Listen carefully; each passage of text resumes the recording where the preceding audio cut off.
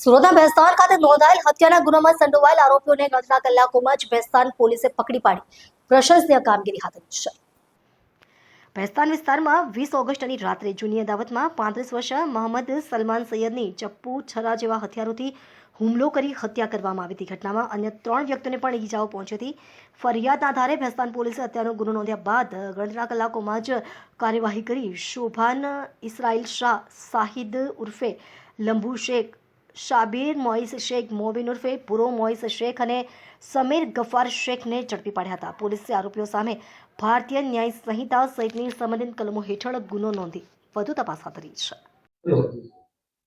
આજરોજ ફરિયાદી શ્રી મોહમ્મદ રુસ્તમ જાન મોહમ્મદ સૈયદ રહેવાસી ગોલ્ડન આવાસ ભેસ્તાન સુરત નાએ ભેસ્તાન પોલીસ સ્ટેશન ખાતે આવી ફરિયાદ હકીકત જાહેર કરેલ કે આજથી 4-5 દિવસ પહેલા જે ફરિયાદીના મોટા ભાઈનો જે શાળાનો દીકરો છે અરમાન, એને સાથે આ કામના આરોપીઓ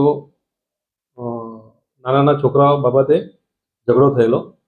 એ બાબતની અદાવત રાખી ગઈકાલે રાત્રિના લગભગ પોણા 12 વાગ્યાના સુમારે આ કામના આરોપીઓ છે શોભાન ઇસરાઇલ શાહ, શાહિદ ઉર્ફે લંબુ શેખ, શાબીર મોઇસ શેખ, મોબીન ઉર્ફે ભૂરો મોઇસ શેખ તથા સમીર ગફાર શેખ એક સમ થઈ આ ફરિયાદીના જે દીકરા છે મરણ જનારને જીવલેણ હુમલો કરી તેનું મોત નિપજાવેલ છે.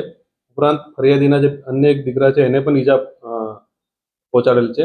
એ બાબતની ફરિયાદ આપતા ભેસ્તાન પોલીસ સ્ટેશનમાં એક મર્ડરનો ગુનો દાખલ કરવામાં આવેલ છે.